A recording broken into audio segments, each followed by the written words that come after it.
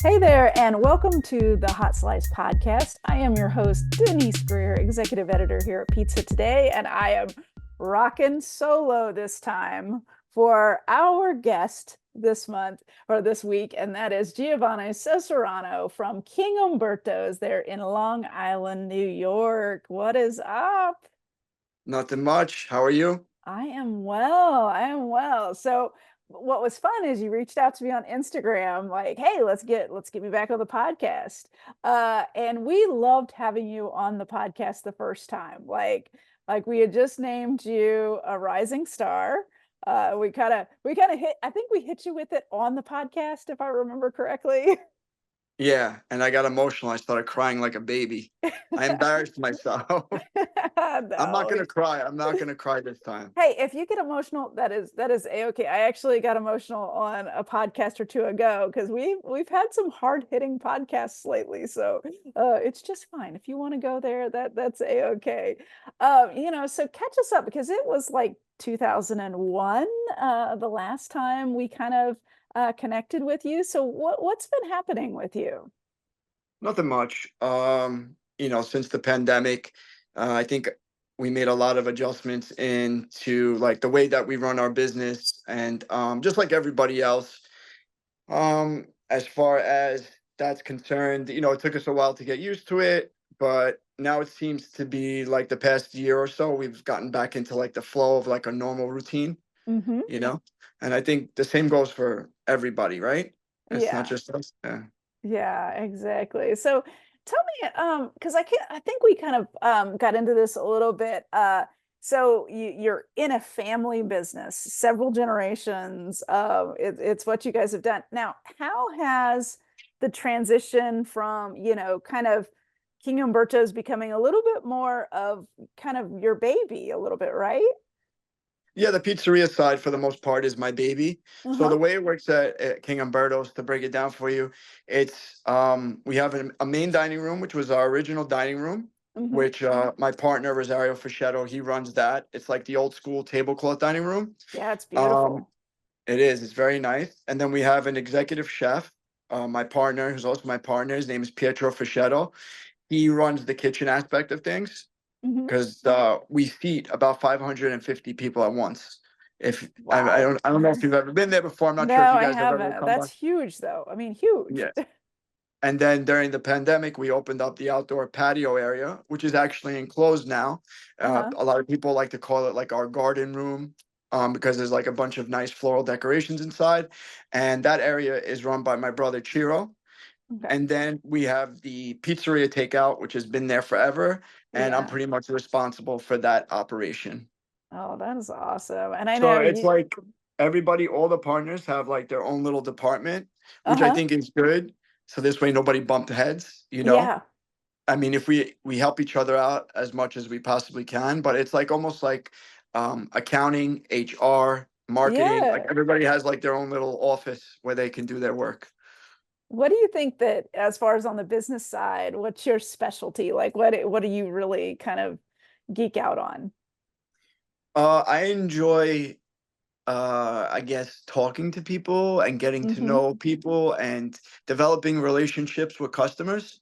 I think over the years that's become my strength, so Mm-hmm. to speak. So, I mean, we are a very old school pizzeria in the sense that we don't do any deliveries. We're not on any delivery platforms. We're not on Uber Eats. We're not on DoorDash. Um, we're not in like a busy shopping center. We're on a corner of a road in Elmont for the past 50 years. And the reason why people come to us is because of the quality and, of course, the customer service aspect of things. Yeah. So um, I really enjoy getting to know people on a one-on-one basis. And like, I guess it's like you want to know who you're doing business with, or you feel more comfortable once you Yeah. know who that person on the other side is. And Yeah. so that's what I think our strength is at King Umberto's. Oh, that's awesome. I think there's a lot of people that maybe don't have that strength of being able to kind of be the one out there and always interacting. What kind of advice would you have for them about how to really be effective in that arena? I struggle with it at times as well. Just people have good days, we have bad days. Sometimes I'm not in the mood to talk to anybody, to be honest with you. Yeah. But the best advice I can give someone is, I feel like whenever anybody ever opens up a business, like I think the first couple months, you're very hungry and you want to establish and you want to build. So those days where I feel like I'm not in the mood to, interact with anybody, I just act like it's still my first week in business and Uh-huh. we still need to establish new customers and we still need to continue to grow and, just we still need to be hungry. You can't get Hmm. comfortable, you can't get complacent because as we all know, once that happens, that's when, your business, it's a slippery slope. Once you become Yeah. comfortable with things, that's when things start to go down. So you have to be very careful. And yeah, it's okay. Every so often, if you don't feel like talking to somebody, don't. But try to get back to it as soon as you can. Yeah, I get you. I get you. And King Umberto's has long been known for having some of the best pizza in the country. Like it just, you guys have that reputation. Um, what has it changed at all? Like has what you do changed as far as pizza wise? Is it different or is it the same? It's both. Okay. So like we have the mentality where it's like if it ain't broke, don't fix it. And Uh-huh. then we also have the mentality, like if it's not broke, break it and fix it again, So we constantly are looking to improve. There's certain things that I try not to change. For Hmm. example, our grandma pizza, which we're very Yeah. well known for, super thin, super crispy. No frills. It's just, it's just your basic thin and crispy grandma pizza. It's the way that we've always made it. And I Hmm. try to keep that within reason. I try to keep that as consistent as possible with the original recipe, but like we might change like the tomato, Hmm. so every 6 months we like to do a blind taste test with the tomatoes to Yeah. see if they're up to par, and then we like to choose one Italian tomato and one American tomato. We feel like the blend of both gets Okay. like that perfect sweetness and that Uh-huh. perfect acidicness. So every 6 months we might try a different tomato, but the recipe for the sauce stays the same. But if we feel that the quality of tomato is better, we'll change the tomato, if that makes Okay. sense. Yeah, that does. That does. As far as like our other dough recipes, we're constantly tweaking them on a weekly and a monthly basis. Hmm. I try to learn from reading articles in Pizza Today, watching YouTube videos on what other successful pizza makers are doing, and I try to apply some of the stuff that I learned Yeah. if it works and if it's applicable to what we do at King Umberto's, because our production schedule is much different, for example, from Arazza in New Jersey. Yeah. So we can't necessarily duplicate what they do and expect to get the same results at our place. Hmm. Um, but as far as everything else is concerned, yeah, we do tweak it every so often. And then sometimes we tweak it, it doesn't come out good, and we go back to the way we are doing it before. So a It little bit of happens. both. I hope Yeah, that I answers like the question. I like that. We have to there's two conversations I want to have based on what you just said. But we're going to start with the grandma because so we did this industry report and we found that grandma was one of the top three um pizzas that people were trying to introduce to their menus across the country, which if you're not familiar, like if you're not from the East Coast like me, I'm not from the East Coast, like a grandma is very hard to find here. Like we're in Louisville, Kentucky. A grandma, you just it's a rarity to find it on a menu. Um, and so, what really do you think makes a grandma pie a grandma? And my everybody has their own opinion of it. There's no like I don't think there should be any standards or rules or No, regulation. Really, the basis of the grandma pie is the pizza that was made by your grandma, whenever she had leftover dough for whatever reason. So that's the basis of the idea behind the recipe. yeah, So my opinion on what a grandma pie should be. But yeah, without saying like I'm not trying to make this like a Neapolitan pizza where you have to use yeah, this tomato, this cheese. No, that's for sure. not what it is, number one. So get that out of there. Like don't even think about that. But what I like to think, in my region in Long Island in Nassau County, where I believe it was originated, we we make it in a 16 by 16 pan. Hmm. The dough only weighs 1 pound. We stretch it super thin. Um, we hit it with just the right amount of cheese and a garlic spiced marinara sauce on top. We Yeah. bake it at a little bit of a higher temperature than we do our regular pizza. It cooks a Yeah. little bit quicker, and then we take it out of the pan and we deck it on the oven so it crisps up on the bottom too. And what you should get is a really crispy crust, Hmm. but being that you cooked it a little bit quicker at a higher temperature, it retains the moisture from the cheese and the sauce, so you get all that flavor from the ingredients on top. So I, based off of the way that I like thin and crispy for my Yeah. grandma pizza, Yeah. and I know a lot of people like to add fresh mozzarella, they like to add basil, they like to add that. I think this pizza is a testament as to how good your basic ingredients that you're using are. Yeah. If your dough is right, if it's fermented properly, Yeah. if the cheese you're using is right, if you're using the cheese at the right time, if the tomatoes have a really nice fresh taste to it, I think Yeah. this is the standard. This is how you tell, like, okay, this is going to be good or not, you know? Oh, that's awesome. I love it. It makes me really want a grandma slice right now. So, Yes, you have to come try it. yeah, well, I'm hopefully coming to New York sometime soon. I'm working on it. But then what I also wanted to talk to you about, based on what you had said a minute ago, was when you are looking at kind of experimentation with dough, um, what what's something that you're kind of fixated on right now? Like what are you jonesing to play with in the kitchen, or what tweaks are you kind of investigating?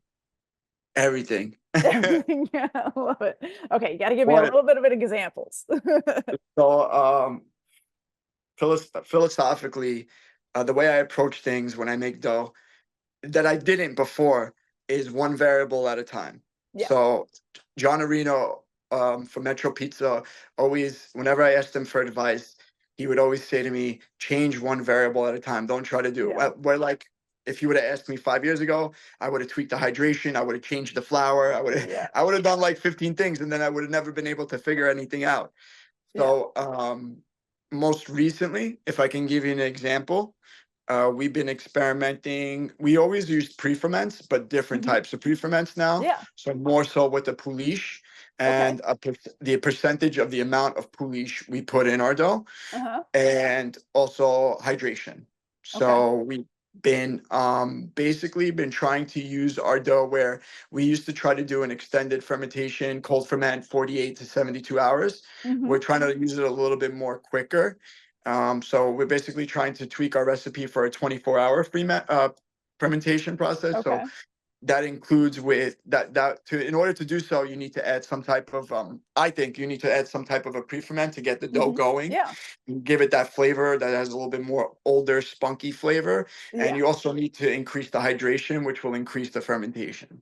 Yes, So right absolutely. now, that's the one thing I'm working on. I haven't changed the flour. I haven't changed the salt. I haven't changed the oil. Everything Okay. else has stayed the same.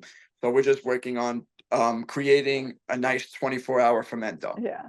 So I what's do- happening with the poolish? Like what are some of the results you're getting by changing up your poolish? I like the color of our crust. It Okay. almost looks like an artisanal bread now, Oh which I like. wow. Yeah. Um, so that's the one thing I notice. Hmm. As far as the flavor profile is concerned, um, I'm still not 100% sold on it. Okay. I kind of liked the old flavor profile of it a little bit better. Hmm.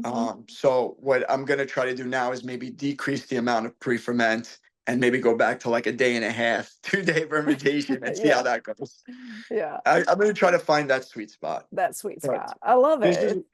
that's what I enjoy doing. Like getting back to what I said to you before about how I enjoy um interacting with people. I also enjoy the experimentation aspect of it. I feel Mhm. like that's what keeps me going and it keeps me motivated. And Uh-huh. also, it's a good way when you create a new product or you try a new recipe. It's a good way for you to say to somebody, "Hey, how do you like our pizza today? Did you notice anything different?" And then the next thing you know, you start having Yeah. a conversation with somebody. Yeah. So, like one thing leads to the other. Yeah. I'm Genevieve Ruby, a fifth generation dairy farmer here in Humboldt County, California. Did you know that 99% of California's dairy farms are family owned? And we're proud to sustainably produce the milk that goes into quality cheeses you use to create your delicious pizzas. Thanks for helping make California not only America's #1 dairy state, but the leading producer of mozzarella too. We hope you enjoy this podcast. Performance Food Service is proud to deliver high-quality products, innovative technology, and custom operational solutions to restaurants of all sizes across the country. The flagship division of Performance Food Group, with deep roots in the restaurant industry, Performance Food Service has been the exclusive distributor of the Roma family of brands for more than 65 years. This signature relationship has allowed Performance Food Service to become a leader in the pizza and Italian segment of food service nationwide. Now, having a legendary old school pizzeria, though, do you have stop. people get mad at you like when you change something up? Like, whoa, you're not allowed to change this, right? Yes, yes. And people have gotten mad at me, and New Yorkers, Uh-huh. yes, we have a big heart, but we can be very cruel. We can be very mean. So in the beginning, after my father stopped working in the pizzeria, people were so Uh-huh. used to seeing my father there, just the perception of my father not being there and not knowing Uh-huh. who I was. People already thought you guys changed the recipe, where I didn't do anything. The first year I was at the pizzeria, I didn't touch anything. I didn't do anything. I just wanted to get a feel for things, Uh-huh. see how things work, see if I didn't change anything. And Yeah. people thought to change it just based off of the fact that they didn't see somebody behind the counter. So could you Yeah. just imagine, Yeah. I remember the chef telling me one time, my partner, Pietro, said, we changed the salt and people noticed. And I was like, oh Yeah. my God, this is going to be tough. But I bet. As far as, because Long Island, it's kind of off on its own, kind of isolated. How does it fit into the New York pizza scene? We're forgotten. We're like the Yeah. stepchild. Yeah, Yeah. I feel like a lot of pizzerias in the five boroughs, give them credit. They get a lot more notoriety than we do. Hmm. Um, but not to say that they do a better job. That I'm just okay. Let me before I don't want to offend anybody, but sometimes you just feel like you're left out just because you're on Long Island, I guess. Yeah. And a lot of times, maybe because we don't get the excitement and we don't generate the buzz that, let's say, for Hmm. example, a pizzeria in Brooklyn would, Yeah. that sometimes we feel like we're forgotten. But it's okay, because that makes us step up our game. Like, if we really want to get notoriety and if we really want to compete with the big boys, we really have to do something special. Yeah.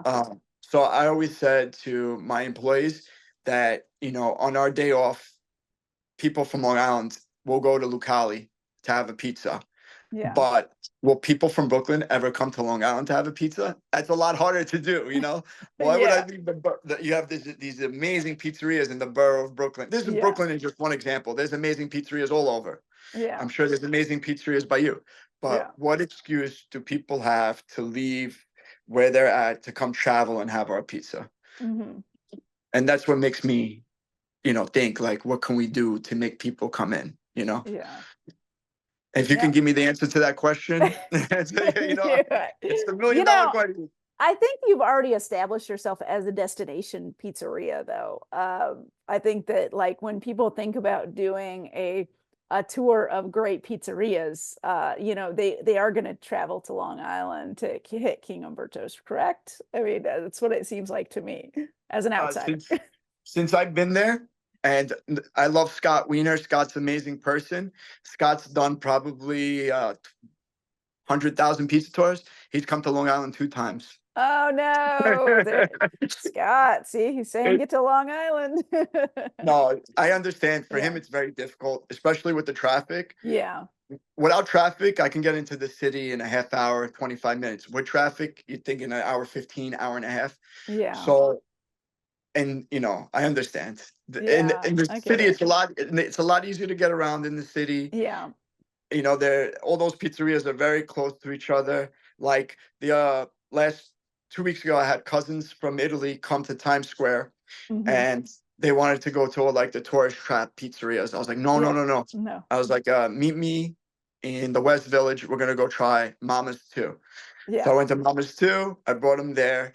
I was like, Frank, can I ask you a question? Where's Linda Street? He's like, I'll walk you over there. I'm like, what? Uh-huh. He's like, yeah, follow me. We went down the block, we made a left, and we were at Linda Street. Could you imagine having on Long Island? You don't see that. You Yeah. don't see that. So for Scott, it's like, okay, I'm gonna do a pizza tour in the West Village, and I'm gonna knock out two of the best pizzerias in 5 minutes. Yeah.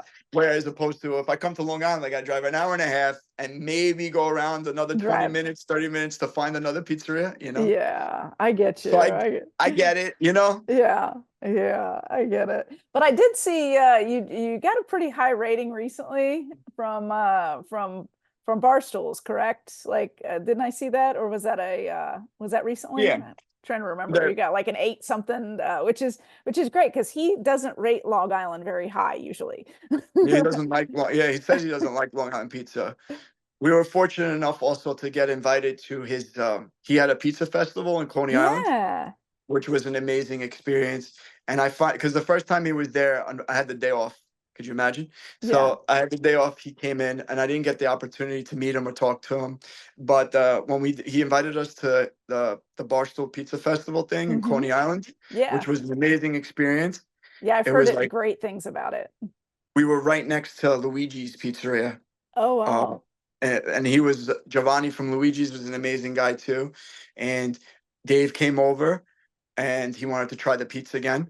And I was like, this time, I'm actually, whatever. I was like, yeah, okay, Yeah, let's try it. I was like, listen, we don't usually generally cook in an electric oven. We cooked it in a yeah, Pizza Master. We had to tweak a few things. And he's like, yeah, the pizza management must be at a whole time high. And he actually liked, well, I don't know if he was just saying because it was his pizza festival. He said he yeah. actually liked the pizza better at the festival than he did when he came to the The restaurant. shop. Oh Yeah. wow, that's fun. I'm That's sure there was a fun. little bit of, to try to Yeah. promote the festival and everything like that. Like, oh, the pizza's amazing. But still, it was very nice of him to say that. It was very nice of him to invite us. Hmm. And it was an honor for us to be there.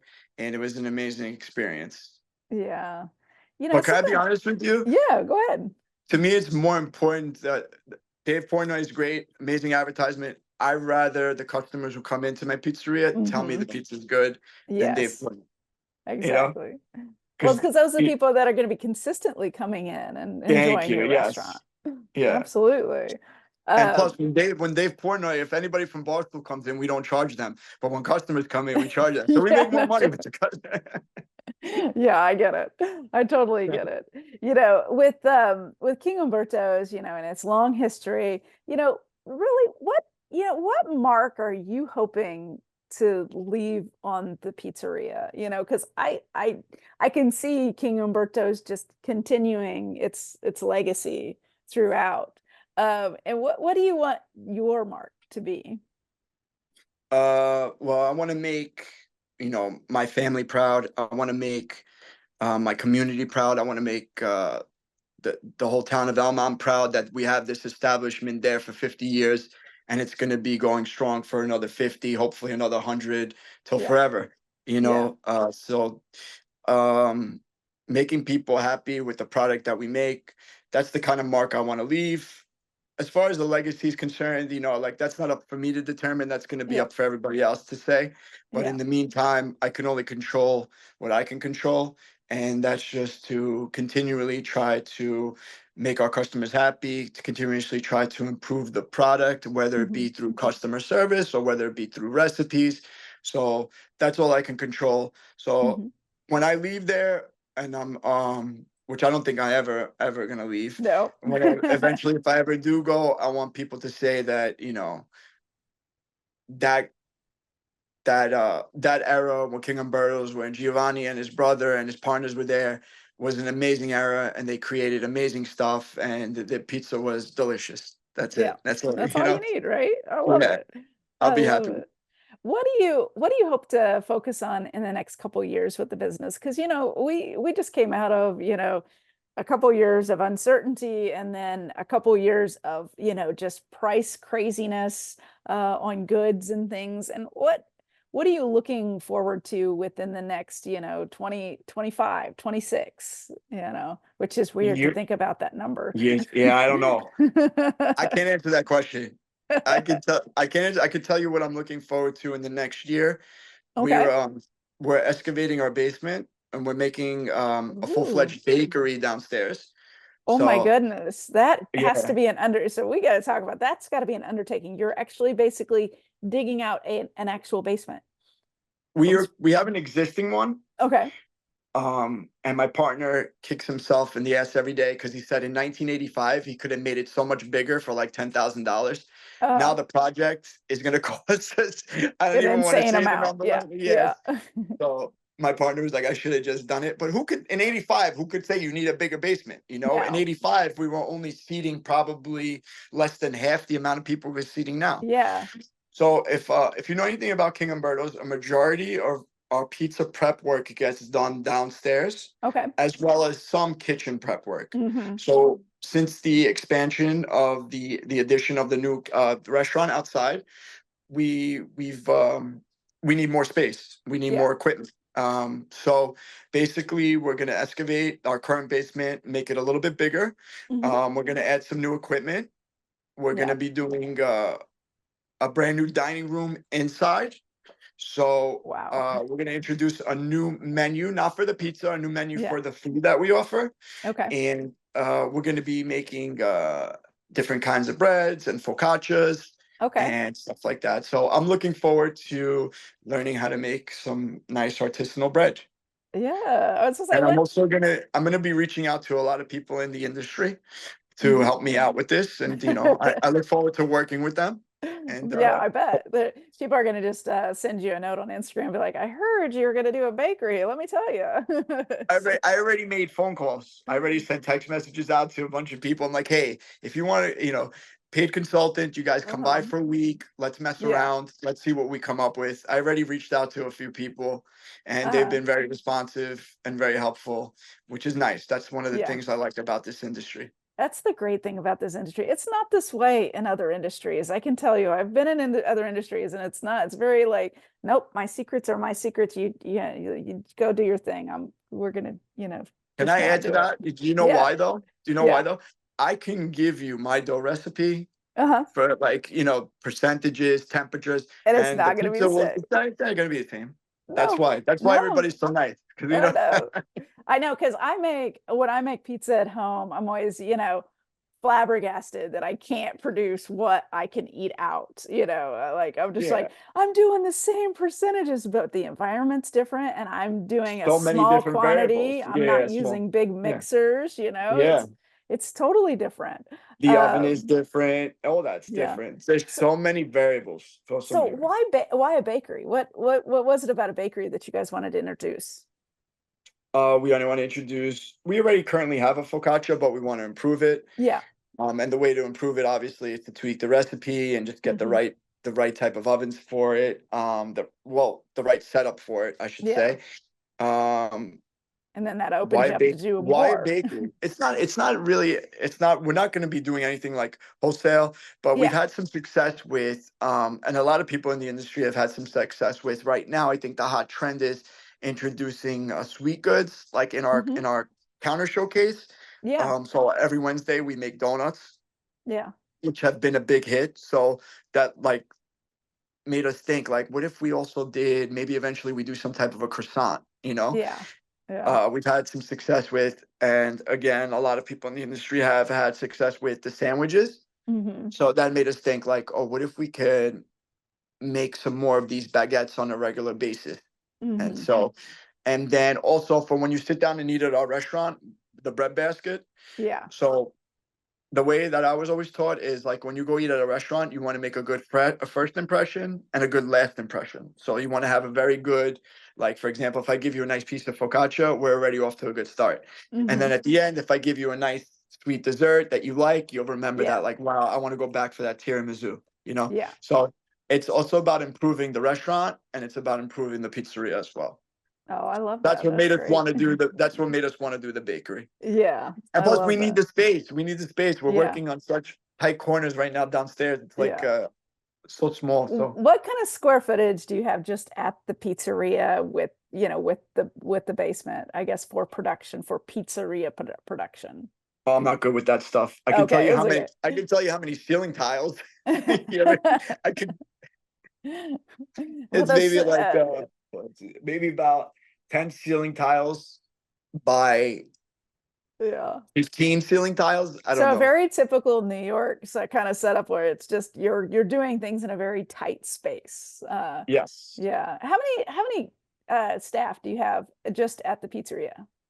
Just the pizzeria side? Yeah, the pizzeria side. Uh, all right. So my pizza men, I have Ralph, I have Stefano, I have Elvin, and I have Alex. So I have 4 pizza guys. Mm-hmm. My counter guys, the ones that serve the customers, I have Yeah. Jacob, I have Jocelyn, I have Darius, I have Ever, I have Ivan. I have 5 counter guys, so that's Mm-hmm. 9. Mm-hmm. Phone girls, I have girls that answer the phones.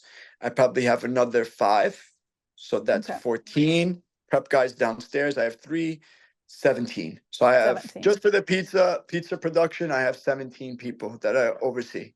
Oh, wow. And That's a lot yeah, for a small space. yeah. Yeah. Um, I'm trying to think of what else because I had a whole bunch of questions that I wanted to ask you. But of course I'm not going to keep you on for like an hour or 2 hours because I could go on for and talk forever. It's So okay. um, I you wanted to know, talk to you. I felt yeah. like talking. Yeah, well, I'm glad you came on. But you know, what personally, like with your growth, because you are a leader in the industry. You come to when you come to Pizza Expo, people are looking to you for guidance and different things. So what are you hoping as far as from a leadership standpoint in the industry? Like where are you hoping that takes you? You think people look for me? I Yeah, don't think yeah, so. I think No, so. no.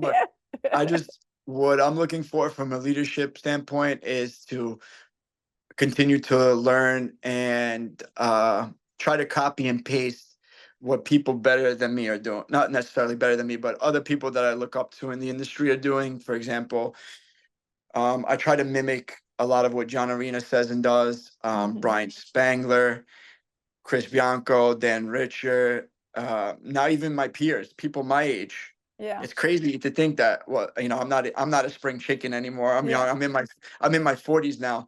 But there's kids that are in their kids. There's people that are in their 30s now. You know, Yeah. like recently I started a starter. I started doing sourdough. I started Uh-huh. experimenting with that. And Audrey Jane's Pizza Yeah. Garage. Yeah. We love Audrey is Audrey. in. She's such a great person to have Yeah, as like a she's amazing. mentor and to learn from with Uh-huh. that kind of stuff. So Hmm. people like her, it's just it's what do I as far as being a leader is concerned, I want to be humble. I Okay. don't ever want to come across as knowing everything because I don't Hmm. know everything. And the advice I would give anybody and to myself is like, continue to make mistakes because when you make mistakes, that's when you learn the most. And Absolutely. you know, don't get frustrated. I actually get happy now when I mess something up. Yeah. Yeah. They say So, the fail forward is like the the is best. like the saying. And I believe it's true because I've definitely only grown through mistakes. So yeah. Well, thanks so much for popping on the podcast. If you want to get to know more about it, I'll put some of your Instagram and web stuff into the show notes so people can come visit you. Uh, and I wish you all the best of luck. And I guess I don't know if we'll see you at PizzaCon in November. Will we see you at PizzaCon? Where is it? Where's It's going to be PizzaCon? in Philadelphia, November 7th. You know what? I might It's going to actually be, come to that because I know there's a lot of good pizzerias in Philadelphia that I haven't been to. I've never been to yeah. Philadelphia, believe it or not, being from New What? York. Yeah. So Philly is maybe great. I'm gonna show my face. I'll make sure I'll come say hello. That sounds like a fun little week. Is it a weekend? So it is just a 1 day event on November 7th, but What day is that? you know what? I'm not sure what day. Come on, we gotta promote this thing. If we're November 7th I'm and like, what? where's my phone at? But yes, November 7th.